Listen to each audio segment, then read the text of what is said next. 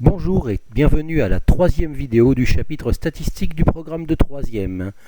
Dans cette vidéo, nous allons voir ce que sont le premier quartile et le troisième quartile.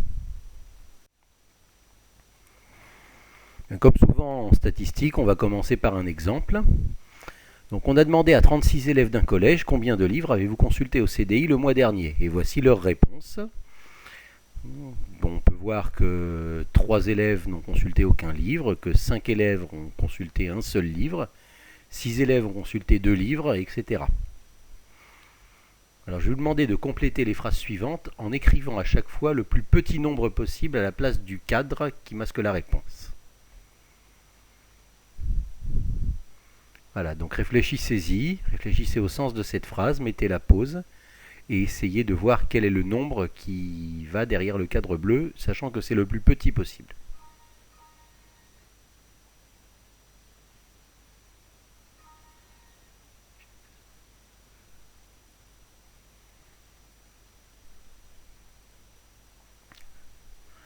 Bien, alors il y a 36 élèves du collège, le quart de 36 c'est 9. Est-ce que je peux dire, et donc je peux dire qu'au moins 9 élèves ont consulté 2 livres, ou moins que ça, parce qu'il y a 6 plus 5 plus 3, 14 élèves qui ont consulté 2 livres ou moins, et qu'il n'y a que 8 élèves qui ont consulté qu'un livre ou moins. Donc le 2, c'est le nombre le plus bas qui va bien dans ce cadre. Voilà, maintenant la même chose, au moins 3 quarts des élèves ont consulté combien de livres ou moins, sachant que c'est le plus petit nombre possible qu'il faut mettre.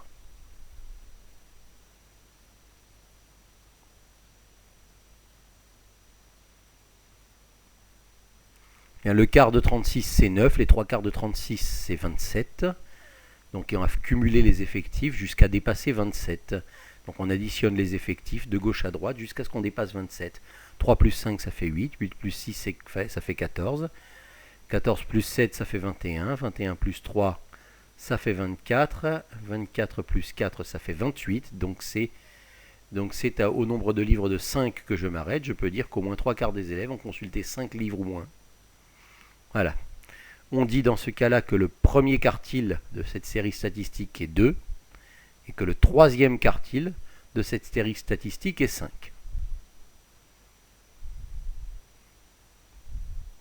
On écrit en écriture mathématique Q1 avec un petit 1 en bas à droite, on dit un 1 en indice, Q1 égale 2 et Q3 égale 5. Voilà le graphique que vous voyez donne la répartition des 800 jeunes, de 800 jeunes inscrits dans un centre de vacances en fonction de leur âge. Donc sur ce graphique, nous pouvons voir qu'il y a 17 jeunes qui ont 10 ans, qu'il y a 109 enfants qui ont 11 ans, qu'il y en a 141 qui ont 12 ans, etc. Voilà, donc on va poser des questions qui ressemblent aux questions précédentes. Il faut compléter les phrases en écrivant le plus petit nombre possible qui rend la phrase vraie. Au moins le quart des jeunes a quel âge ou moins. Donc le quart de 800 jeunes, c'est 200 jeunes. Il va falloir que j'additionne les effectifs du plus petit âge au plus grand âge jusqu'à ce que je dépasse 200. Donc 17 plus 109, ça fait 126.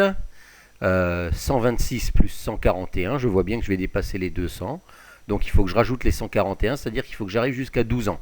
Je peux dire qu'au moins le quart des jeunes a 12 ans ou moins. Et je peux donc dire que le premier quartile de cette série c'est 12, et l'écrire en écriture mathématique, essayer d'écrire en reprenant l'écriture mathématique qu'on vient de voir.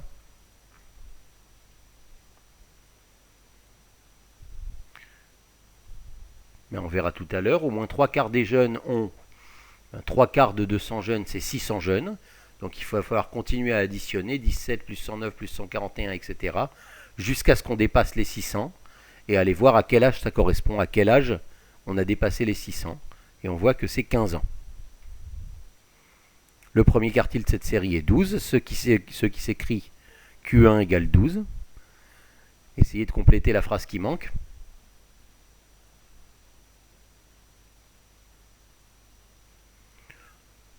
Le troisième quartile de cette série est 15, ce qui s'écrit Q3 égale 15. D'accord ? Nous parlons du premier quartile parce qu'il isole le premier quart des valeurs inférieures de la série. Le troisième quartile, il isole les trois quarts des valeurs inférieures de cette série. Le deuxième quartile existe, mais il n'a pas d'intérêt, puisque la médiane que nous avons vue à la vidéo précédente joue le même rôle. Donc on ne parlera que de premier quartile et de troisième quartile. Donc définition, le premier quartile est la plus petite valeur supérieure ou égale aux valeurs du quart des effectifs. Il est noté Q1. Essayez d'élaborer donc une définition qui ressemble pour le troisième quartile.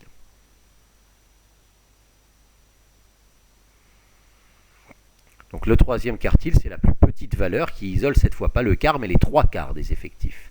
Et la plus petite valeur, supérieure ou égale à celle des trois quarts des effectifs. Il est noté Q3. Pour trouver les quartiles, voilà le mode opératoire, voilà comment il va falloir procéder à chaque fois. Premièrement, vous calculez l'effectif total si jamais il n'est pas donné. S'il est donné, il n'y a pas de problème. Vous prenez le quart de l'effectif total, c'est-à-dire vous divisez l'effectif total par 4. Et les trois quarts de l'effectif total si vous cherchez le troisième quartile. Si ces nombres ne sont pas entiers, on va prendre les valeurs entières immédiatement supérieures. On va voir ça dans un exemple qui va suivre pour trouver la place des quartiles. Et une fois qu'on aura l'emplacement des quartiles, on va cumuler les valeurs jusqu'à ces nombres-là pour trouver les quartiles. On va refaire tout de suite un autre exemple. Là, je vous donne une série un petit peu plus simple, une série de 11 nombres. Et on va donc déterminer les quartiles. J'ai compté les nombres, j'ai vu qu'il y en avait 11. Et je vais déterminer les quartiles. Donc je vais suivre ce mode opératoire écrit en rouge. Il y a 11 valeurs. Quel est le quart de 11 ? Le quart de 11 vaut 2,75. C'est 11 divisé par 4. Et le premier quartile, ça ne peut pas être la 2,75e valeur. Donc je vais prendre la valeur d'après. Je prends la troisième valeur. La troisième valeur de la série. Le troisième nombre de cette série rangée par ordre croissant, ce sera lui le premier quartile. Et maintenant, les trois quarts de 11, je peux prendre 2,75 et le multiplier par 3. Les trois quarts de 11 sera 8,25. Et donc, comme j'ai vu, 8,25, ça n'est pas une valeur entière, donc je prends la valeur immédiatement supérieure. Le troisième quartile sera donc, quel nombre entier qui est juste au-dessus de 8,25, sera donc la 9e valeur. Et donc, je vais parcourir la série de nombres qu'on m'a donnée. Le troisième nombre de cette série trié par ordre croissant, ça va être le premier quartile. Donc, le troisième nombre, c'est 1. Le premier quartile, c'est 1. Et le 9e nombre de cette série, c'est 5.